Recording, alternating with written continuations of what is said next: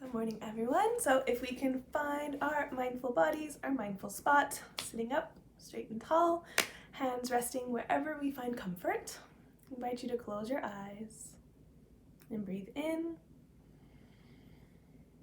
breathe out, breathe in,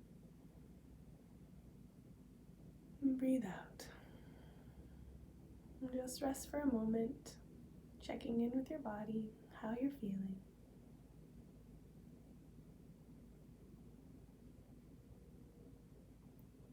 And listen for the sound of the bell.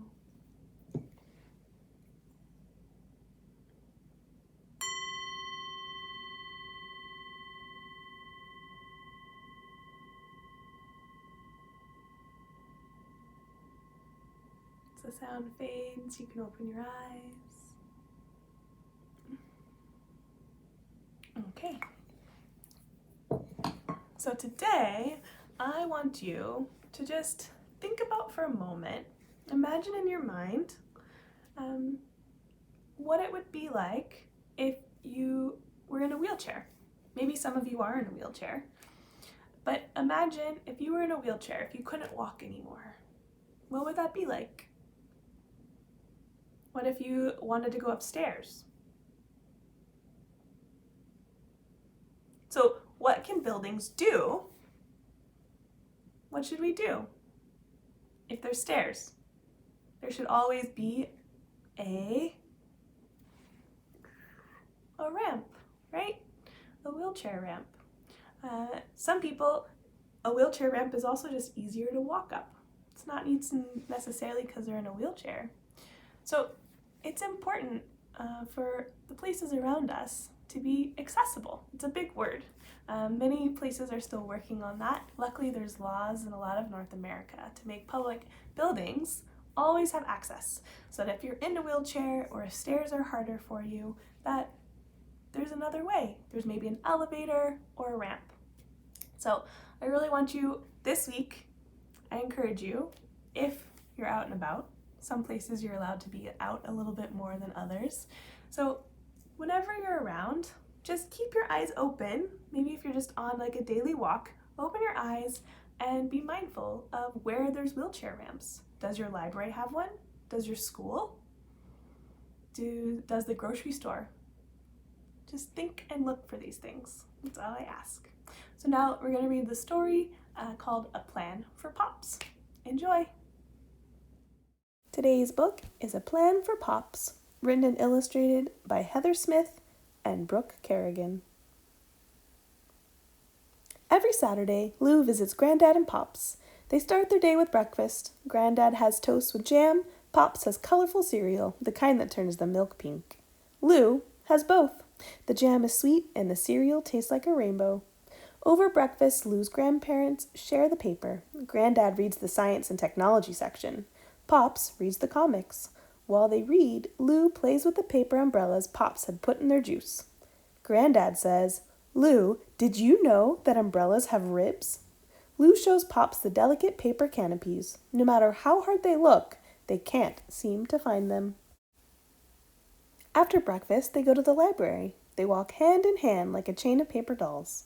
They move slowly through the neighborhood because Pop's legs don't work like they used to. Lou doesn't let go till they get there. At the library, Granddad reads about how things are made. Pop sits at a computer, watching rock and roll videos. Lou goes back and forth between the two and learns that zippers are made from teeth. And Elvis was king. At lunchtime, Granddad has boiled eggs. Pops invents a new meal, spaghetti on waffles. He adds hot sauce for zing. Lou has both. The eggs are buttery soft and the spaghetti tastes like fireworks.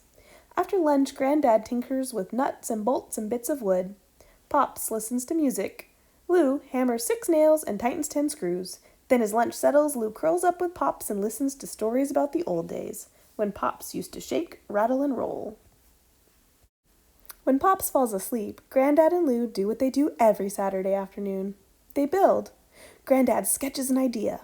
The machine doesn't work the first time, or the second, or the third. Lou says it'll never work. Granddad says, always remember the 3 Ps. perseverance, persistence, and patience. Granddad squints at their contraption. I think the problem's with this ramp. He makes an adjustment and smiles. Lou, go wake up Pops. Together they watch as a golf ball hits a switch that turns on a fan, that blows a toy car, that rolls down a ramp and topples a book, that opens a box, that pulls on a string, that releases to the sky a flock of paper cranes. Pop cries, "Oh dear, oh dear, oh dear." He says, "I've never seen anything so beautiful." The following Saturday begins the same as the last. Granddad and Pop share the paper. Lou plays with the paper umbrellas. But on the way to the library, something terrible happens. Pops has a fall. Sirens ring in Lou's ears. The ambulance takes Pops away. That night, there is news. Pops will need a wheelchair. Not just for now, but for always. Weeks of Saturdays go by. Pops does not come out of his room. Granddad whispers, "Oh dear, oh dear, oh dear." Granddad and Lou eat alone. They add hot sauce to every meal. Neither can taste the zing. Alone in the afternoon, Lou plays with their contraption. The machine doesn't work the first time, or the second, or the third. Maybe Lou thinks the cranes don't feel like flying. Rock and roll music floats from the next room. Granddad's trying hard to make Pops happy. Lou squints at the ramp. Maybe it needs a little adjustment. When the cranes are released to the sky, Lou cries. Then, as lunch settles, Lou begins to sketch. Granddad says, "What are you doing, Lou?" "I'm making a plan for Pops." Granddad and Lou put the plan into action. They persevere, they persist, and they try to be patient. It's a big job for two people. Rat-tat-tat, whir, whir, whir. The neighbors come to help. Soon, the sketch becomes reality, but Pops is still too sad to leave his room. The next day, Lou comes up with another idea. While Pop sleeps, Lou and Granddad work quickly and quietly. They place a sign next to his bed. "Pull me." They wait. Soon they hear switches switching, wheels turning, gears spinning, seesaws rocking, and marbles rolling. Then, click, click, click, the dominoes topple all the way to the stereo. A moment later, Pop's favorite rock and roll song blares from the speakers. When the music ends, Lou brings Pops a glass of juice. A paper umbrella decorates the rim. Pop says, "I think I might like to go to the library today." When Pop sees the ramp, he cries, "Oh dear, oh dear, oh dear. I've never seen anything so beautiful." Lou pushes the wheelchair bumpity-bump over the cracks in the sidewalk. Pop says it feels like the old days when he used to shake, rattle, and roll. At the library, Granddad reads about how things are made. Pop sits at a computer watching rock and roll videos. Lou goes back and forth between the two and learns that the plastic bits on shoelaces are called aglets and that the jitterbug is a dance. The end.